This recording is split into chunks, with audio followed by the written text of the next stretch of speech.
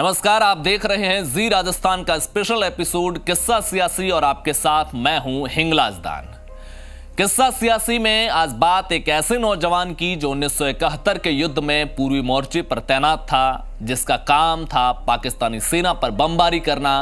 8 दिसंबर को जब मिशन पर रवाना हुए तो कॉल साइन था 40 और रडार का कॉल साइन था गुड वाइफ। वो पायलट जब एयरफोर्स का विमान लेकर पूर्वी पाकिस्तान में घुसा तो इंडिया के साथ साथ पाकिस्तान का रडार भी उसकी फ्रीक्वेंसी पर काम कर रहा था। पायलट को मैसेज मिला for 0 this is your good wife. आप ऊंचाई से नीचे आए, बाएं मुड़े और बम गिराकर चले जाएं। पायलट ने सोचा जब सेफ हाइट में हैं तो नीचे क्यों जाएं, एंटी एयरक्राफ्ट गन निशाना बना सकती है। इसी बीच दूसरा मैसेज मिला for 0 this is your real good wife. आपको ब्रीफिंग में पहले जो बताया है वही काम करें। जब पायलट मिशन पूरा कर वापस लौटा तो फिर एक मैसेज आता है, जनाब जा रहे हो, जवाब तो देते जाइए। पायलट का जवाब, कल फिर आ रहा हूं, जवाब तब दूंगा।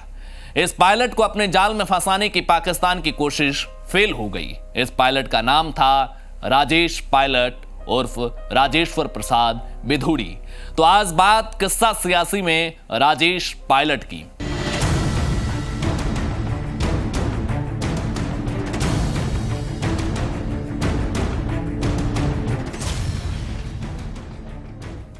राजेश पायलट का जन्म यूपी में नोएडा के गांव वैदपुरा में हुआ। आज का नोएडा आपको चमचमाता हुआ नजर आता होगा, लेकिन राजेश पायलट के जन्म के समय वैदपुरा उन गांवों में आता था जहां सूर्यास्त के बाद अगर खुले आसमान के नीचे सोएं तो तारे ऐसे नजर आते थे मानो आसमान में हीरे जड़े हो। राजेश पायलट का जन्म दिवाली के दिन हुआ। जयदयाल और बलदेई के पहले 2 बेटियां थी और फिर राजेश पायलट के रूप में बेटे का जन्म हुआ। दिवाली के दूसरे दिन गोवर्धन पूजा के दिन जन्म हुआ था, इसलिए घरेलू नाम गोदू भी था। पिता जयदयाल जो फौज में थे उनको भी एक चिट्ठी भेजी गई। जाहिर सी बात है उस वक्त बेटों के जन्म का जश्न कुछ ज्यादा ही होता था। खैर, खुशियों में वक्त कितना तेजी से गुजर जाता है किसी को पता भी नहीं चलता है। राजेश पायलट का बचपन गांव में ही गुजरा। इसी बीच राजेश पायलट का चचेरा भाई नत्थी सिंह जो दिल्ली में रहते थे। राजेश पायलट का जन्म सेकेंड वर्ल्ड वॉर की समाप्ति के लगभग हुआ था और कुछ वक्त बाद ही देश आज़ाद हुआ था, तो उस वक्त दिल्ली में होना बड़ा चर्चा का विषय होता था। वैसे राजेश पायलट के चचेरे भाई नत्थी सिंह दिल्ली में दूध बेचने का ही काम करते थे, लेकिन गांव में बड़ी चर्चा थी कि वीआईपी लोगों के घर आना जाना है, बड़े बड़े नेताओं और अफसरों से दुआ सलाम है। एक और बात, राजेश पायलट के नाम में बचपन से पायलट नहीं था, उनका नाम राजेश्वर प्रसाद बिधूड़ी था। बिधूड़ी एक जाति होती है। इसी बीच एक दिन राजेश के पिता की तबीयत खराब हो गई, उन्हें दिल्ली के सफदरजंग अस्पताल ले गए, लेकिन तब तक उनकी मौत हो गई। जयदयाल की मौत के बाद परिवार की जिम्मेदारी चचेरे भाई नत्थी सिंह ने संभाली। नत्थी सिंह राजेश्वर को भी पढ़ाने के लिए दिल्ली ले गए। नत्थी सिंह भी लुटियंस दिल्ली की खाली जगह पर झुग्गी में रहते थे। पास के खाली प्लॉट में डेयरी बना रखी थी। जो ये वाला प्लॉट था उसका आज के हिसाब से अगर एड्रेस देखें तो वो है 112 गुरुद्वारा रकाबगंज रोड, दिल्ली। राजेश्वर प्रसाद की जिंदगी की असली परीक्षा घर से दूर जाने के बाद शुरू हुई। दिल्ली में पढ़ाई भी करनी, भाई के साथ डेयरी का काम भी करना, भाई की दूध बांटने में मदद भी करना, तमाम काम। मुश्किल तो तब हुई जब नत्थी सिंह का नौकर भी भाग गया। सारा काम राजेश्वर प्रसाद पर आ गया। सर्दी हो या गर्मी, सुबह 4 बजे उठना पड़ता था। सबसे मुश्किल तो ये था कि सोना भी गाय भैंसों के बीच ही था, क्योंकि एक झुग्गी थी उसमें भाई नत्थी सिंह और भोजाई सोते थे।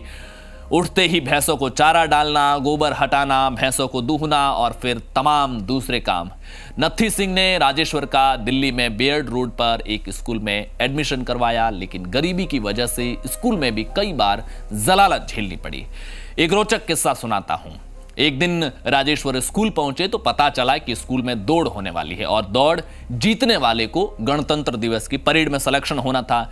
लेकिन दौड़ शुरू होने से पहले राजेश्वर जैसे कुछ छात्रों को बाहर कर दिया, क्योंकि उनके पास स्कूल की ड्रेस नहीं थी।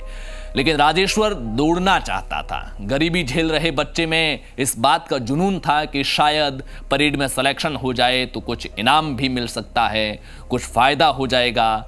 राजेश्वर जब टीचर से ये रिक्वेस्ट कर रहा था तो वहां खड़े प्रिंसिपल ने भी सुन लिया। राजेश्वर को दौड़ने का मौका मिला। क्लियर भी की और परेड में सिलेक्शन भी हुआ। दूसरे दिन सुबह जब वो घर से दूध देने निकल रहा था तभी वो स्कूल वाले प्रिंसिपल उसके घर आए। वो राजेश्वर के लिए एनसीसी की ड्रेस लेकर आए थे ताकि वो परेड में भी भाग ले सके और एनसीसी में आगे भी बढ़ सके। 8वीं पास करने के बाद उसका स्कूल बदल गया। अब वो बिड़ला रोड वाले municipal boys senior secondary school में चले गए। राजेश्वर ने इंग्लिश में साइंस की स्टडी शुरू की। जाहिर सी बात है उस दौर में अंग्रेजी और साइंस ये अमीर घरों के बच्चों का सब्जेक्ट हुआ करता था। जब उनको पता चला कि राजेश्वर झुग्गी में रहता है और दूध बेचता है तो मजाक भी उड़ा। हालात ये थे कि राजेश्वर एक ऑमलेट के लिए अमीर बच्चों का होमवर्क किया करते थे। जाहिर सी बात है परिवार में गरीबी थी तो 10वीं पास करने के बाद नौकरी का दबाव भी बढ़ने लगा। राजेश्वर बड़ा अफसर बनना चाहते थे लेकिन बड़े भाई नत्थी सिंह का दबाव था कि परिवार के हालात ठीक नहीं हैं, जितना जल्दी हो सके एक बार कोई तो नौकरी हाथ में ले लो। इसी बीच एयरमैन की भर्ती आई, फॉर्म भरा, सिलेक्शन भी हुआ, ज्वाइनिंग का लेटर भी आया। राजेश्वर इस नौकरी में जाना नहीं चाहते थे लेकिन परिवार के दबाव में जाना पड़ा। लेकिन वो बीच रास्ते में ही उन्होंने ये तय किया कि नहीं, मुझे ये छोटी नौकरी नहीं करनी है, मुझे कुछ बड़ा करना है। वो अपने रिश्तेदार के घर चला गया, वहाँ हफ्ता भर रुका और वापस लौट आया। भाई नत्थी सिंह को कहा कि अफसरों ने मुझे नौकरी से निकाल दिया है क्योंकि मैं मेडिकल में फिट नहीं था। अब एक और रोचक किस्सा। कुछ दिन बाद अखबार में आर्मी अफसर के लिए विज्ञापन देखा तो उसका फॉर्म भर दिया, लेकिन फॉर्म जमा करने से पहले गजेटेड अफसर से उसे अटेस्ट कराना था। यह सबसे मुश्किल काम था। परिवार में कोई दूर दूर तक अफसर है ही नहीं।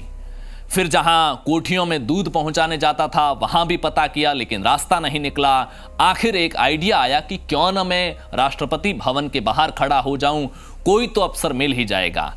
काफी देर में किसी ने गाड़ी नहीं रोकी लेकिन एक आर्मी अफसर ने गाड़ी रोकी। फौजी अफसर lieutenant colonel PL Negi. PL Negi Rajeshwar को अपने घर ले गए, फॉर्म भी अटेस्टेड किया और चाय नाश्ता भी करवाया। साथ में ये विश्वास दिलाया कि जब कभी भी कोई काम हो बेझिझक घर आना। खैर, गरीबी के रूप में किसी की जिंदगी में जो मुश्किलें आती हैं उसे शायद वो लोग नहीं समझ पाएंगे बचपन में जिनके आंसुओं को भी पैसों से पहुंचा गया हो। राजेश्वर को ये मुश्किलें आगे भी फेस करनी पड़ी।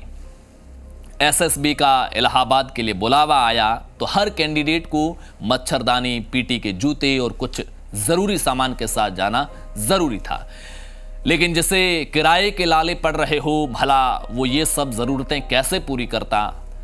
जिंदगी में जब पैसों की जेब खाली हो, रिश्तेदार भी जब आपकी कद्र, आपकी पूंजी और पावर देखकर करे तो टटोलना जिंदगी की फटी जेब में किसी कोने में किसी दोस्त को खाली डिब्बे में छिल्लर के पैसों की तरह खिनखिनाता वो दोस्त मुश्किल में जरूर काम आएगा। दोस्त आपको कभी हारने नहीं देंगे। ऐसी मुश्किल में राजेश्वर के भी दोस्त काम आए। सबने मिलकर पैसे इकट्ठे किए और दोस्तों के सहारे मुश्किलों को पार कर गया। ये बात अलग है कि इंटरव्यू के लिए इलाहाबाद पहुंचे राजेश्वर को कपड़े और सामान देखकर अर्दली ने उसका मजाक उड़ाया। रात को अपने बैग का ही तकिया बनाकर सोना पड़ा। सुबह जब इंटरव्यू देने वाले सारे कैंडिडेट के जूते पॉलिश किए गए तो राजेश्वर के जूते भी पॉलिश नहीं किए गए क्योंकि गरीबी उन अमीरों के साथ मिसमैच कर रही थी और मुश्किलों की भट्टी में तप कर निकले गरीबी की आंच में पले बढ़े लोगों को जिंदगी में कई बार ऐसे हालात फेस करने पड़ते हैं जब अमीरी उनके साथ अनकंफर्टेबल फील करती हैं, मिसमैच महसूस करती हैं। लेकिन हाँ, वैचारिक पवित्रता के साथ आगे बढ़ी मेहनत को आसमान छूने से कोई नहीं रोक सकता है, अमीरी भी नहीं। तो पूरे बैच में से सिर्फ 3 लोगों का सिलेक्शन हुआ और उसमें एक राजेश्वर थे। जब एसएसबी की ओर से सिलेक्शन के बाद यात्रा और भत्ते के रूप में पैसे मिले तो राजेश्वर ने वो भी वहां गरीबों में बांट दिए क्योंकि पिता जयदयाल ने कहा था कि खुशियां मिले तो सब में बांटो। अब राजेश्वर जिंदगी के अगले पड़ाव में थे। अभी अमीरी को महसूस करना बाकी था, कामयाबी के साथ जीना बाकी था, अभी रमा का जिंदगी का हिस्सा बनना बाकी था, अभी दुश्मन देश पाकिस्तान का चक्रव्यूह भेदना बाकी था, अभी तो सिटिंग प्राइम मिनिस्टर को चुनौती देना बाकी था, अभी राजेश्वर का राजेश पायलट बनना बाकी था। लेकिन जो कहानी बाकी है वो किस्सा सियासी के अगले एपिसोड में। तब तक के लिए नमस्कार।